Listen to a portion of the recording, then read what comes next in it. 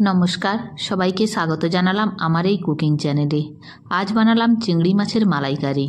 চিংড়ি মাছের মালাইকারি এইভাবে বানালে চিংড়ি মাছের স্বাদ অত্যন্ত ভালো হয় এবং গ্রেভির স্বাদও খুব সুস্বাদু হয়।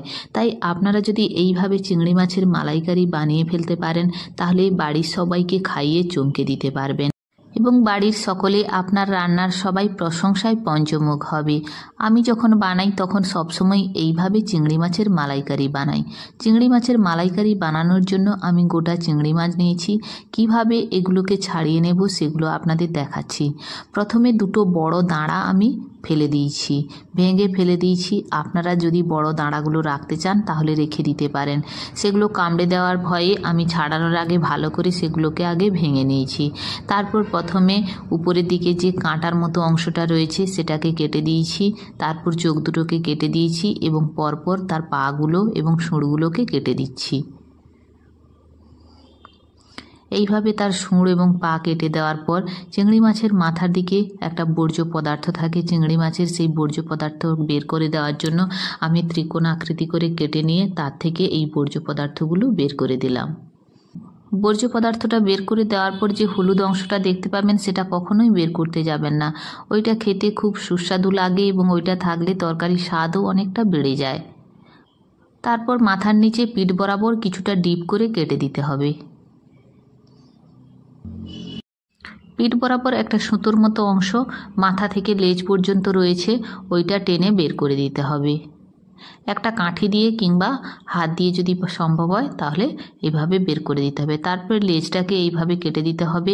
এইভাবে কেটে দিলে চিংড়ি মাছ ছাড়িয়ে খেতে সুবিধে হয়। চিংড়ি মাছ পরিষ্কার করে নেওয়ার সময় মাথার ওই বর্জ্য পদার্থটা এবং পিঠ বরাবর যে সুতোর মতো অংশটা রয়েছে ওইটাকে অবশ্যই বের করে দিতে হবে। তারপর একটা মশলা মাখিয়ে নিয়েছি, হলুদ এবং কাশ্মীরি লঙ্কার গুঁড়ো এবং লবণ দিয়ে মাছগুলোকে মাখিয়ে আধ ঘন্টার জন্য ম্যারিনেট করে রেখে দিতে হবে। মালাইকারি বানানোর জন্য নারকেল দুধ লাগবে। তার জন্য আমি একটা নারকেলের হাফ মালাকে কুড়িয়ে নিয়েছি। তারপর সেটা মিক্সিং জারে একটু মিক্স করে নিয়ে এসেছি। তারপর একটা পরিষ্কার পাতলা কাপড় একটা পাত্রের উপর রেখে দিয়ে নারকেল দুধ নিগড়ে বের করে নেব। নারকেল দুধ বের করে নেওয়ার পর রেখে দিয়েছি। তারপর একটা মশলা বানিয়ে নেব এই মালাইকারিতে দেওয়ার জন্য। একটা মিক্সিং জার নিয়েছি, তাতে দিয়ে দিচ্ছি 1 চামচ সাদা সর্ষে, আপনারা চাইলে কালো সর্ষেও ব্যবহার করতে পারেন। আর দিয়ে দিচ্ছি হাফ চামচ মৌরি। তারপর দিয়ে দিচ্ছি 4 থেকে 5টা কাজু বাদাম। তারপর আমি এখানে 3 চামচ টক দই দিচ্ছি। এই সমস্ত উপকরণ দিয়ে একটা পেস্ট বানিয়ে নিয়ে আসব। যদি মাছের পরিমাণ বেশি হয় তাহলে মশলাগুলোর পরিমাণ একটু বাড়িয়ে দিতে পারেন। তারপর গ্যাস অন করে কড়া বসিয়ে দিয়েছি। কড়া গরম হয়ে যাওয়ার পর ওতে দিয়ে দিচ্ছি 4 চামচ সর্ষে তেল। সর্ষে তেল গরম হয়ে যাওয়ার পর চিংড়া মাছগুলো ছেড়ে দিচ্ছি। যখন এরকম একটু কালার চেঞ্জ হয়ে যাবে, হালকা হলুদ বর্ণ হবে, তখনই মাছগুলোকে উল্টে দিতে হবে। মাছগুলো খুব বেশি কড়া করে ভাজবো না, হালকা করে ভেজে নেওয়ার পর তুলে নেব। এই রকম যখন হালকা ভাজা হবে প্রায় 30 সেকেন্ড ধরে ভেজে নেব। ভেজে নেওয়ার পরে সমস্ত মাছগুলো তুলে নিচ্ছি। ওই মাছ ভাজা তেলের সাথে আরও 1 চামচ মতো সর্ষে তেল যোগ করে দেব। তারপর গরম হয়ে যাওয়ার পর ওতে দিয়ে দেব 3টে এলাচের টুকরো, 3টে লবঙ্গের টুকরো এবং 2 টুকরো দারচিনি। দেওয়ার পর আবার হালকাভাবে ভেজে নেব।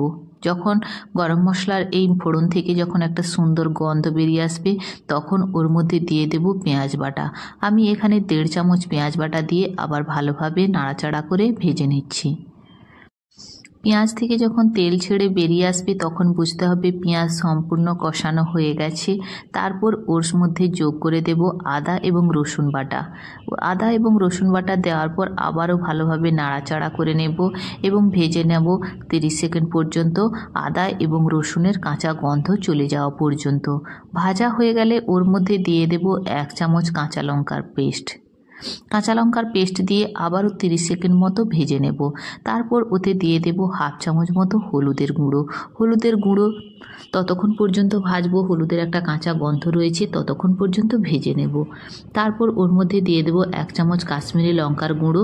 আবার কাশ্মীরি লঙ্কার গুঁড়ো দেওয়ার পরে আবারও ভালোভাবে ভেজে নেব। নেওয়ার পর তারপর যে পেস্ট বানিয়ে রেখেছিলাম সর্ষে, মৌরি, কাজু বাদাম এবং টক দইয়ের যে পেস্ট বানিয়ে রেখেছিলাম সেইটা দিয়ে দিলাম।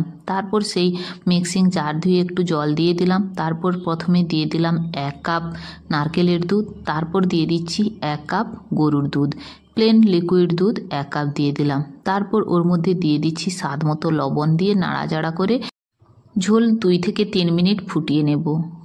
ভালোভাবে ফুটে উঠলে এবং 2 থেকে 3 মিনিট পর দিয়ে দেব ভেজে রাখা চিংড়ি মাছগুলো। চিংড়ি মাছ সহ সমস্ত ঝোল রান্না করে নেব 5 মিনিট ধরে। এই সময় গ্যাসের ফ্লেম মিডিয়ামে রেখে দেব। 5 মিনিট পর দেখতেই পাবেন ঝোলের কালার চেঞ্জ হয়ে আসবে, তেল একটু একটু করে ভাসতে থাকবে, তখনই বুঝে নিতে হবে মালাইকারি কমপ্লিটলি তৈরি হয়ে গেছে।